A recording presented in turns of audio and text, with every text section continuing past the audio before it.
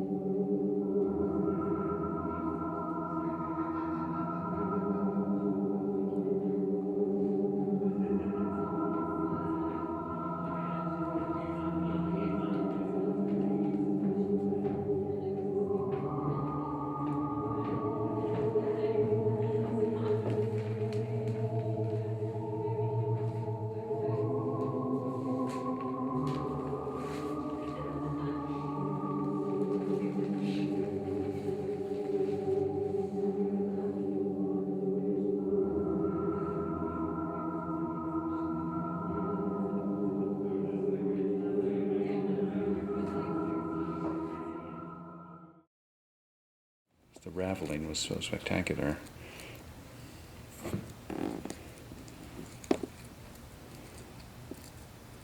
Yeah, that's right. To change a regular outfit. So, do you have any new thoughts or anything while you're doing that? You have plenty of time to think. I feel like it's more because it's so intuitive. Well, I felt like it kind of builds on itself. That this time I was doing things that I haven't done before. I felt like I was doing a lot of things around my mouth or my face that I wasn't doing in previous ones, and it's just sort of this thing where a lot of it is a combination of finding different moments that you've practiced, but then also a lot of it is improvisation and finding something that is exciting to you that day and working through that. Mm-hmm. What were you singing? It's a Henry Purcell opera. Oh, okay. And it's I picked that one in particular because... There's some wine. Oh, thank you. Some winter wine.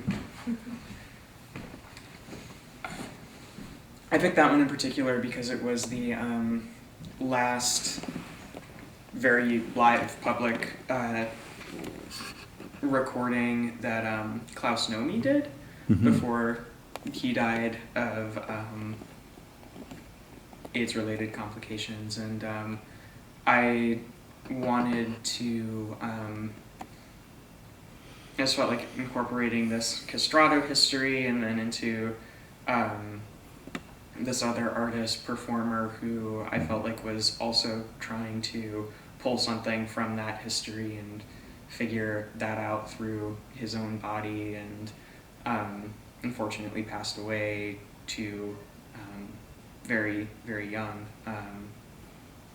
So I kind of feel like I'm picking, I wanted to pick up where he left off in some ways and take it in another direction.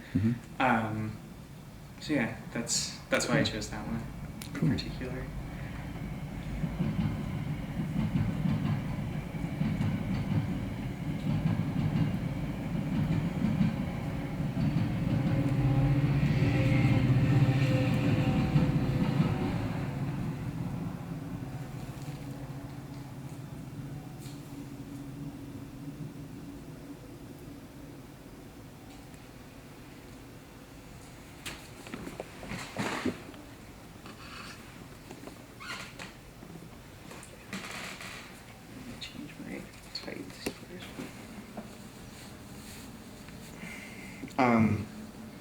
Because I really like the subject matter. I like where it can go, and it just feels like a really unmined place.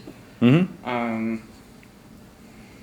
at least, or a place to hang a lot of my interests onto.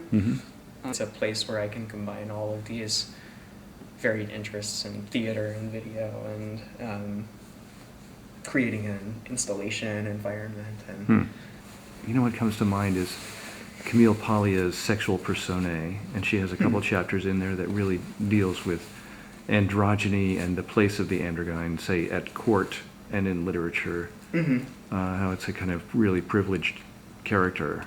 And it carries a lot of meaning. I definitely have been, not that particular text, but a lot about deities or different figures that do keep coming up. Like a lot of the Hindu gods and goddesses are both male and female, but also there are some Greek myths too of gods castrating themselves. And then there are cults that have kind of sprung up, or that did spring up around that. So yeah, I'm definitely interested in, and also in the sort of eunuchism in China, eunuchs being used in the royal court as advisors. So yeah, it's definitely something that I keep looking into, though a lot of it does make me feel a little bit out of it in some ways, or that I don't have the knowledge of classical antiquity that I would like to have. Oh yeah. I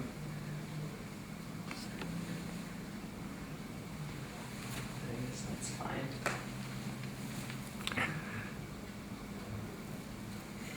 Wow. Look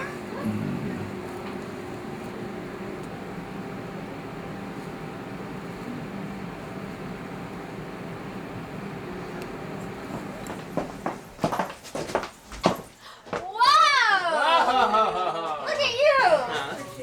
That was amazing. Thank you. You were great. I'm so happy we did this show. It was so fun to talk to everybody about. We walked up, they were like, "What's happening? What's going on?" It was like disorienting. It was great. I don't even know if I'm perfect. This is great. Is anyone still around? Not many people, but there's some. Okay, good. We can go check. Okay. Is Alfredo still here? I think there's some. Okay, let's go see if Alfredo's here. It's fun. It was a lot of fun. Moss garden that he salvaged from like these disgusting rocks in the back. I have some friends there. To have an aha moment. Never go. It's just basically Never go. drawing a parallel between like Yeah. This is better than my signature. Competition now. I'm ready for one. Really simple. Beautiful. Oh, I like that one, Mikey. Yeah, that's good. I like that one. It's that like Catholic school training. Shut up. You went to Catholic school? Oh, yeah. Oh my God, that's like the one relationship we have in our real life. That's crazy. Till your whole life? Most of it. Only 2 years in middle school. I went to public school. Oh shit, I made it too bubbly at the end. I should have tightened it up.